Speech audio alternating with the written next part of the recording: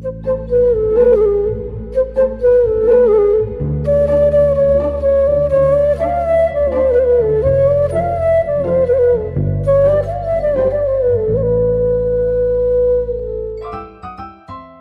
जंगल में 3 नन्हे सूअर अपनी माँ के साथ रहते थे।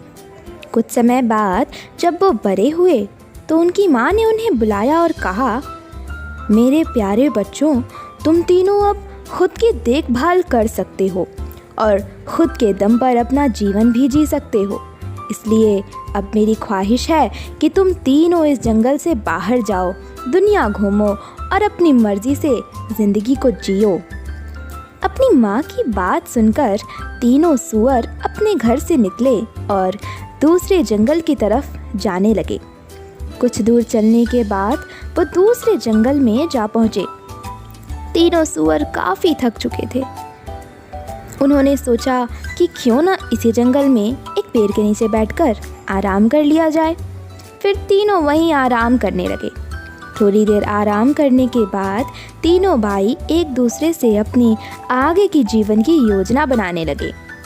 पहले सूअर ने सलाह देते हुए कहा, मुझे लगता है कि अब हम तीनों को अपने अपने रास्ते जाते हुए अपनी किस्मत को आजमाना चाहिए। दूसरे सूअर को यह बात अच्छी लग गई, लेकिन तीसरे सूअर को यह विचार अच्छा नहीं लगा। तीसरे सूअर ने कहा, नहीं, मेरे ख्याल से हमें एक दूसरे के साथ ही रहना चाहिए और एक ही जगह पर जाकर अपना नया जीवन शुरू करना चाहिए। हम एक दूसरे के साथ रहते हुए भी अपनी अपनी किस्मत को आजमा सकते हैं। उसकी बात सुनते ही पहले और दूसरे सूअर ने कहा, भला वो कैसे? तीसरे सूअर ने जवाब देते हुए कहा, अगर हम तीनों एक ही जगह पर आसपास रहेंगे तो किसी भी मुसीबत में आसानी से एक दूसरे की मदद कर सकेंगे। यह बात दोनों ही सूअरों को अच्छी लग गई। उन दोनों ने उसकी बात मान ली और एक ही जगह पर आसपास घर बनाने जुट गए। पहले सूअर के मन में विचार आया कि उसे भूसे का घर बनाना चाहिए, जो जल्दी बन जाएगा और उसे बनाने में मेहनत भी कम करनी पड़ेगी। उसने जल्दी जल्दी कम समय में सबसे पहले अपना भूसे का घर बना लिया और आराम करने लगा। वहीं दूसरे सूअर ने पेड़ की सूखी टहनियों से घर बनाने का फैसला किया। उसने सोचा, मेरा टहनियों वाला घर भूसे के घर से काफ़ी मजबूत होगा। इसके बाद उसने पेड़ की सूखी टहनियाँ जुटाईं और थोड़ी मेहनत करके अपने घर को बना लिया। फिर वो भी उसमें आराम करने लगा और खेलने लगा। दूसरी तरफ तीसरे सूअर ने काफ़ी सोच विचार के साथ ईंट पत्थरों से घर बनाने का निर्णय किया। उसने सोचा, घर बनाने में बहुत अधिक मेहनत तो लगेगी, लेकिन यह घर मजबूत और सुरक्षित भी होगा। ईंट का घर बनाने में तीसरे सूअर को 7 दिनों का समय लग गया। तीसरे सूअर को एक घर बनाने के लिए इतना मेहनत करते देख बाकी दोनों सूअरों ने उसका खूब मजाक बनाया। उन्हें लगता कि वो एक घर बनाने के लिए इतनी मेहनत अपनी बेवकूफ़ी की वजह से कर रहा है। वे दोनों उसे अपने साथ खेलने के लिए भी उकसाते थे, लेकिन तीसरा सूअर कड़ी मेहनत से अपना घर बनाता रहा। जब ईंटों से उसका घर बनकर तैयार हो गया तो वह देखने में बहुत सुंदर और मजबूत लग रहा था। इसके बाद तीनों सूअर बड़े ही मज़े से अपने अपने घरों में रहने लगे। उस नए स्थान पर उन तीनों को किसी तरह की परेशानी नहीं थी। इस वजह से तीनों अपने अपने घर में बहुत खुश थे। एक दिन उनके ठिकाने पर एक जंगली भेड़िए की नज़र पड़ी। 3 मोटे सूअर देखकर उसके मुंह में पानी आने लगा। वह तुरंत उनके घर की तरफ बढ़ा। सबसे पहले वह पहले सूअर के घर पर पहुंचा और दरवाज़ा खटखटाने लगा। पहला सूअर सो रहा था। दरवाजे की खटखट सुनकर जब वह उठा तो उसने घर के अंदर से ही पूछा, कौन है दरवाजे पर? भेड़िया बोला, मैं हूँ, दरवाज़ा खोलो और मुझे अंदर आने दो। भेड़िए की कड़ी आवाज़ सुनकर सूअर समझ गया कि दरवाजे के बाहर कोई जंगली जानवर खड़ा है। वह डर गया और उसने दरवाज़ा खोलने से मना कर दिया। इसके बाद भेड़िए को गुस्सा आ गया। उसने गुस्से में कहा, नन्हा सुअर, मैं एक फूंक मारकर तेरा भूसे का घर उड़ा दूंगा और तुझे खा जाऊंगा। उसने एक जोरदार फूंक मारी और भूसे का घर उड़ गया।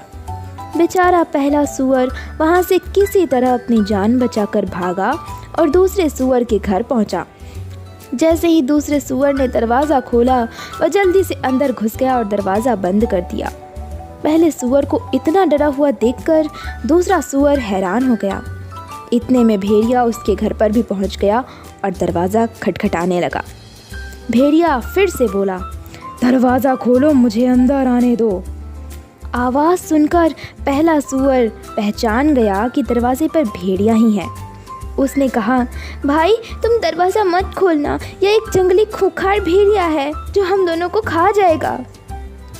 जब दूसरे सुअर ने दरवाज़ा नहीं खोला तो भेड़िया फिर से गुस्से से लाल हो गया। वह चिल्लाया, नन्हे सुअरों, तुम्हें क्या लगता है अगर तुम दरवाज़ा नहीं खोलोगे तो क्या तुम दोनों जिंदा बच जाओगे? इस टहनियों से बने घर को मैं एक झटके में ही तोड़ सकता हूँ। इतना कहते ही भेड़िए ने तुरंत टहनियों से बना दूसरे सुअर का घर तोड़ दिया। अब दोनों सुअर वहाँ से तेज़ी से भागे और तीसरे सुअर के घर पहुंचकर उसको सारी बात बता दी। यह सब सुनकर तीसरे सुअर ने कहा, तुम दोनों डरो मत, मेरा घर बहुत मजबूत है, वह जंगली भेड़िया इसे नहीं तोड़ सकता है। लेकिन वे दोनों सुअर भेड़िए से काफ़ी डरे हुए थे, इसलिए घर के एक कोने में जाकर छिप गए। इतने में वहाँ पर भेड़िया आ गया।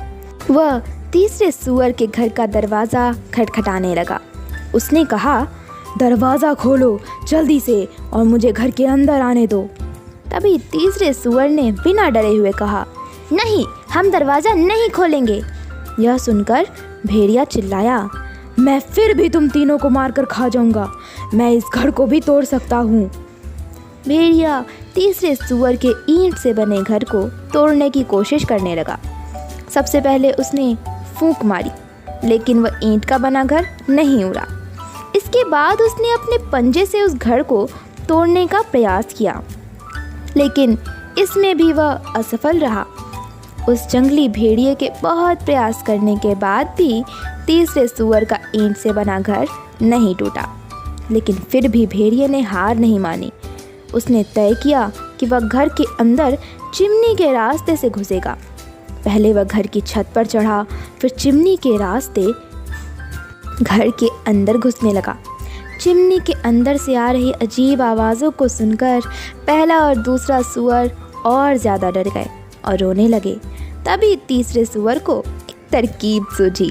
उसने चिमनी के नीचे आग जलाई और एक बर्तन में पानी भरकर वहाँ पर उबलने के लिए रख दिया। भेड़िए ने जैसे ही चिमनी के अंदर से नीचे की तरफ छलांग लगाई, वह सीधे उस उबलते पानी में गिर गया और उसकी मौत हो गई। इस तरह तीसरे सुअर की बुद्धिमानी और निडरता से तीनों सुअरों की जान बच गई। फिर पहले और दूसरे सुअर को अपनी अपनी गलती का एहसास हुआ। उन्होंने कहा, भाई हमें माफ़ कर दो, हमें तुम्हारा मजाक नहीं बनाना चाहिए था, तुम बिल्कुल सही थे, आज तुम्हारे कारण ही हम जिंदा हैं। तीसरे सुअर ने उन दोनों को माफ़ कर दिया और दोनों को अपने ही घर में रहने के लिए भी कहा। इसके बाद तीनों सुअर खुशहाली के साथ ईंट से बने मजबूत घर में रहने लगे। हमें ये तीन छोटे सुअरों की कहानी यह सीख देती है कि कभी भी दूसरों की कड़ी मेहनत का मजाक नहीं उड़ाना चाहिए, साथ ही खुद भी कड़ी मेहनत करनी चाहिए और सोच समझकर ही कोई फैसला करना चाहिए। दोस्तों, आपको ये कहानी कैसी लगी?